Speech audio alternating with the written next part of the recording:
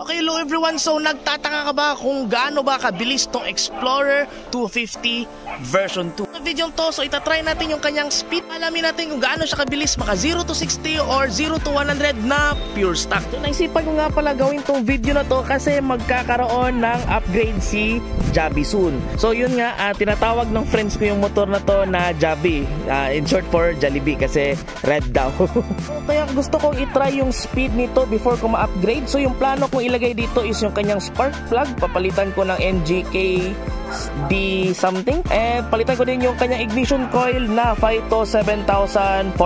Then yung kanyang CDI naman, plano ko sana yung KS1 Shark CDI, kaso wala na akong mahanap dito sa Pilipinas. So ang ginawa ko na lang is yung Showa ang in-order ko. Then yung sprocket ko naman, plano kong palitan ng 15T. So magiging combination is 15T to 34 para medyo mas matipid sa fuel consumption. Okay, so medyo compensated naman ng speed niya dahil sa kanyang upgrade. Hindi masyado tayo sobra mahihirapan sa mga arangkada or sa mga pataas. Okay? Sa carb naman sa ngayon wala muna akong plano palitan, pero alam ko merong yung Nibi na 32mm, so maganda daw yun. Pero sa ngayon wag muna, wala muna akong plano niyan, so sobrang malakas na din yun, I think.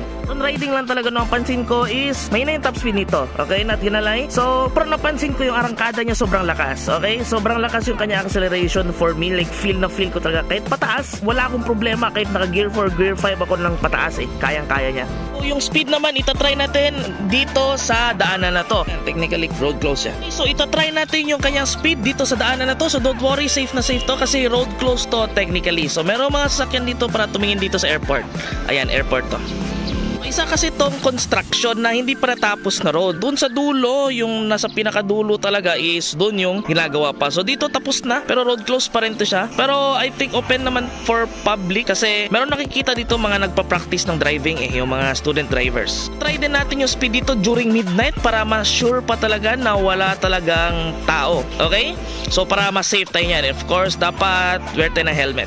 Okay, for safety purposes lang, hindi ako magta-top speed, but I did a research, malalim na research para malaman kung gaano talaga yung top speed ng motor na to. So same lang sila almost ng engine ng GPR 250. So, based sa speed na mga nakikita ko na research sa Facebook, sa YouTube, so depende lang din kung gaano kabigat yung driver, kung gaano ka-loaded yung driver. I'm 85 kilograms, medyo meron akong kabigatan. Sa 85 kilograms yung nakikita ko usually is umaabot to ng 120. Okay, so 120. So yung mas magagaan naman yung mga 70, 60, so maabot to, may nakita ko ng 130 or something. Tingin nyo ang liit ng kanyang top speed para sa 250cc. So yung napansin ko kasi is meron siyang limiter yung kanyang CDI.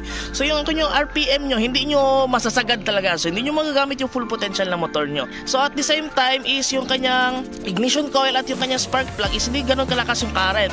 So kung sa computer pa, kung marunong kayo sa PC, para siyang bottleneck. Ang lakas ng kanyang GPU, yung 250cc, pero yung processor niya ang hina. Nangyari yan dahil mahina yung kanyang processor, hindi mo ma-unleash yung full potential talaga nito.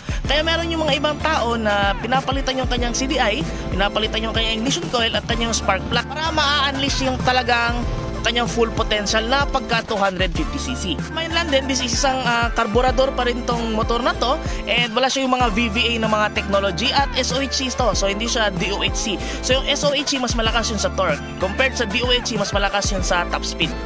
So yung stock carb naman nito is I believe meron lang sa 26 or 28. So medyo mas maliit siya. Disclaimer lang din, hindi ako isang professional drag racer, so hindi ko alam yung mga perfect shifting na sinasabi nila. There's possibility na mag-overshift ako or undershift ako, so hindi ko ma-unleash yung full potential nito kasi hindi ako ganun kagaling. And showcase muna natin yung ating motorsiklo before tayo mag high speed, and here's the B-roll.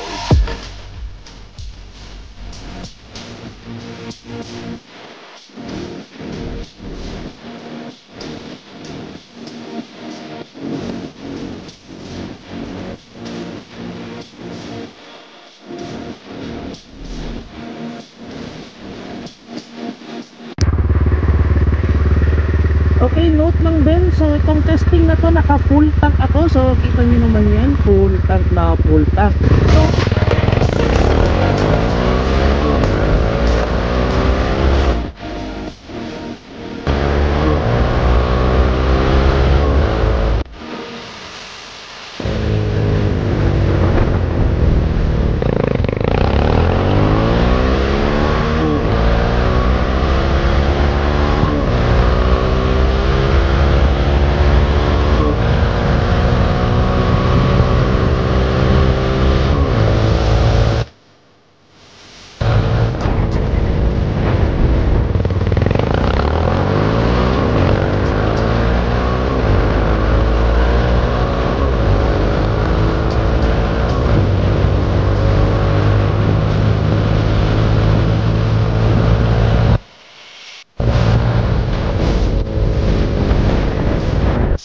kabilis yung ating Explorer 250 version 2. If nagustuhan niyo yung aking content, then don't forget to hit that subscribe button down below. And thank you for watching. Right safe.